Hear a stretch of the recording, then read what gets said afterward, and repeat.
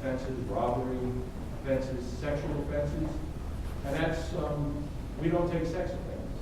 But we're looking at this stage of the process, what's the charge that you pled guilty to or convicted of? You know, I had one just recently, it was a child porn case, but they pled to endangering the welfare of a minor. Now that doesn't prevent you from applying or being accepted at this level. The reality is you may get denied at another level, but if they had pled to some sex offense, we wouldn't even consider it. So how you do your plea negotiations, if you're looking at ISP, in the future you conceded, well, my client's going to state prison.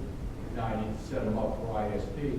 You have to consider some of these charges and make them ineligible. If you have an ICE detainee, you're not eligible for us. If the ICE detainee gets taken away, we'll reconsider your application. If you're not a resident of New Jersey, if you come from Pennsylvania or New York, you get arrested in New Jersey, get a 3 flat here, and your intention is to go back to Staten Island when you're done, we will consider you an ISP. Now, nothing precludes your significant other from moving to New Jersey, establishing a suitable residence, and then telling us you're going to live in New Jersey and live in New Jersey for your time in ISP, we'll consider you. If you don't have a residence here, we're not releasing you. The drug court issue we talked about, track 1 and track 2. Organized crime, I just had an interesting conversation with one of our judges. If a judge in sentencing finds an aggravating fact that you find that you are organized criminal activity, you're ineligible for us. So I was talking to this judge and he told me, and I didn't really understand what he was saying, something about even if it's a charge that's obviously organized crime, he won't find that aggravating fact if it's a duplication, it's a double count, double is the term he used, and when I asked him to explain, so he just told me, maybe you shouldn't have a judge. But if that aggravating factor is not found, you're eligible. You may be ineligible at another point in time, but you'd still be eligible to apply and reconsider it. If your crime that you committed was a first degree, you're not eligible. If you have a previous first degree and it occurred within 5 years of the release of your incarceration, then you're not eligible. If there's a handgun involved, you're not eligible. But there are some ways around that. If you, I had one attorney call me and said, no, but it's the subsection that is the BB gun. So it's not an automatic exception, but I think they either wrote the JOC wrong or Promise had it wrong, Promise Galvin. So I asked him to send me some evidence. He sent me that evidence. It was in fact a BB gun. He sent me the police report, and I reconsidered the rejection and moved forward to the next step. So if you are guilty or have pled guilty to any of those things here, you're ineligible at this level. We'll reject your application. You'll get a letter back. Would a conspiracy when these type of crimes automatically ineligible? No. So conspiracy is We might consider it, but it's going to be a tough one. We'll look at it. I'll probably send that to my attorney. I call it the ISP legal team. You have a stipulation, You can have ISP after you complete the step. Same thing with parole and eligibility. After that, you'll consider. So that's level 1. And that's pretty cut and dry and pretty easy, and I very rarely will go over that, but I did consider a couple of reconsiderations with like the child thing. But the next level occurs, it's a little bit more subjective. So if you, after you apply and you pass the screening part of it where we're looking for those particular crimes, then we send it out to the region and we begin a workup of your particular case.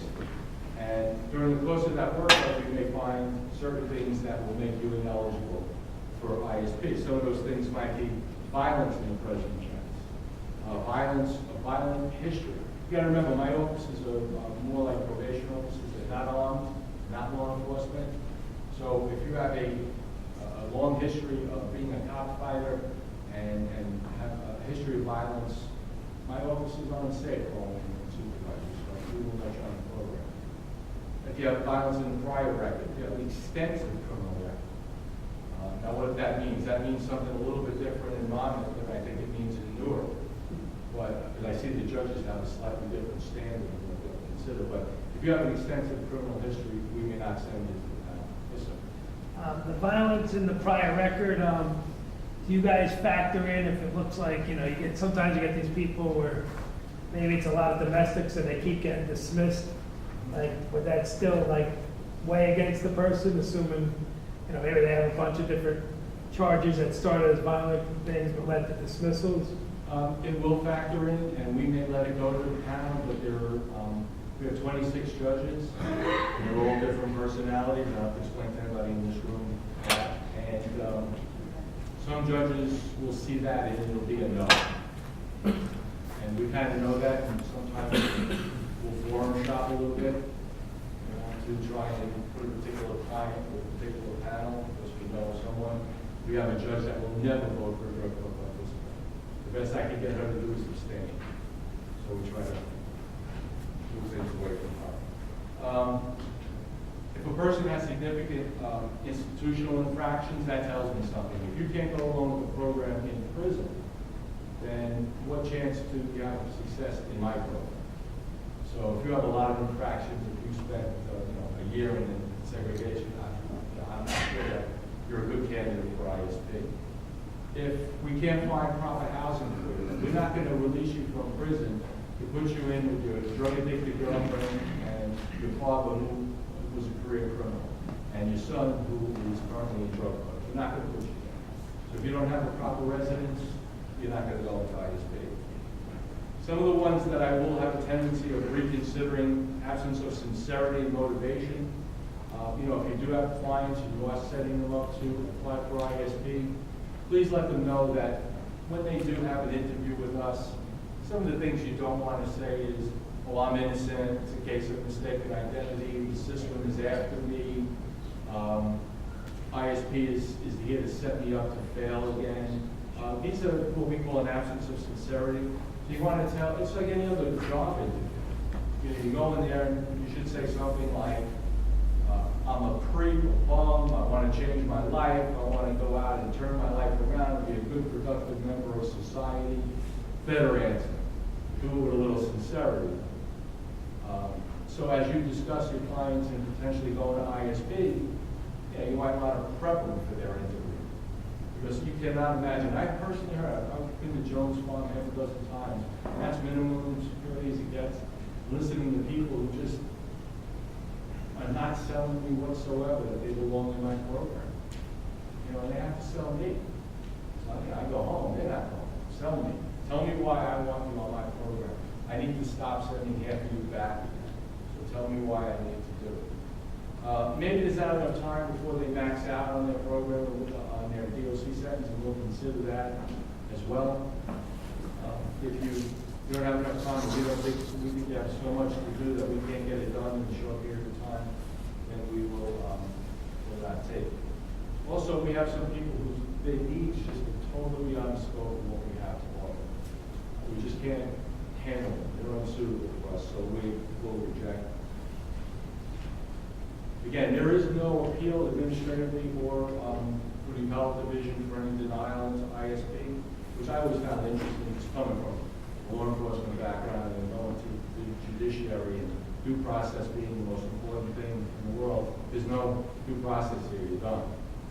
So, yes, sir. An example of it, beyond the scope of your ability to help something like mental health issues or something. We have a lot of people with mental health issues. We'll have co-occurring disorders where they have mental health issues and drug addiction. No, I'm capable of that. But there are some folks, we had one, they were diagnosed with PTSD. The problem was their unique set of circumstances. The only facility that was equipped to help them was in Georgia. And we can't let them go to Georgia. So we couldn't help them. I'm not sure if staying in prison helped them, but we couldn't help them. So they were unsuitable. I've only seen a couple of those in the last year. But it was just pretty much acknowledged by everyone that we just didn't have the ability to help them. Again, we have money, so it's not money. We have psychiatric help and medication. Yeah, we allow medically assisted. I guess everyone does now, but some drug courts did. If you're given a prescription, you're given a prescription. They're not doctors. We may, after you sign the proper releases, we may talk to your doctor and say, hey, are you aware that John Smith is an addict? You sure you want to give him Percocet? I pay for Acumen as pain management to try to keep some of my participants off pain meds. So yes, the answer to your question is yeah, we allow medically assisted treatment. Some of my regional managers really don't like things like Suboxone and methadone, but we allow it. So we try to look for other. Any other questions about just some of the stuff? There's also a flow chart in that handout that talks about the exact process. Do the application, it gets screened for the initial crimes. Then the screening board may take a look at it if, say we can't figure out if it's track 1, track 2, the drug, they'll take a look at it. We send it out to the regions to be worked up. They go visit the residents. They establish a case plan on what the client needs, what services we're going to recommend. We'll do a whole assessment package, send it back to the screening board. They'll do an interview. If they approve the candidate, they'll put it on court. The whole process takes about 90 days.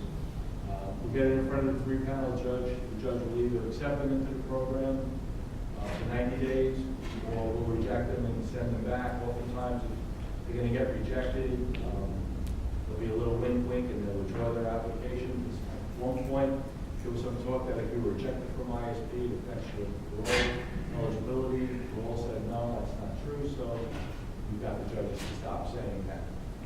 Some things are just legal license that existed for years, and now we're trying to put an end to some of that.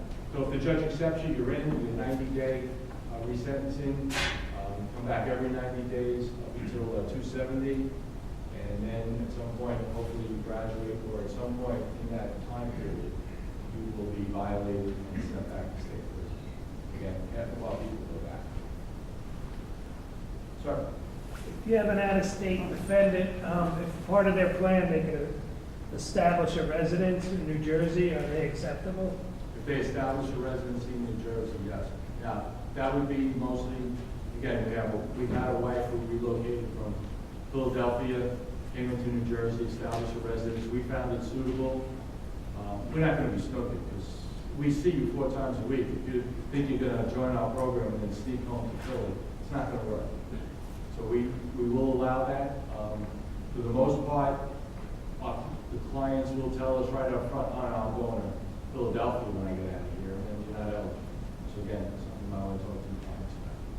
So it's not a problem if they're from Florida, family rents a residence for them in Camden County, they're gonna live there, as long as it's not a BS, Yeah. it's gonna be fine, right? And we'll go there and we'll make sure it's a suitable residence and it really exists and the folks are there, and if we find out otherwise, it's a violation of the program and we'll be taken into custody.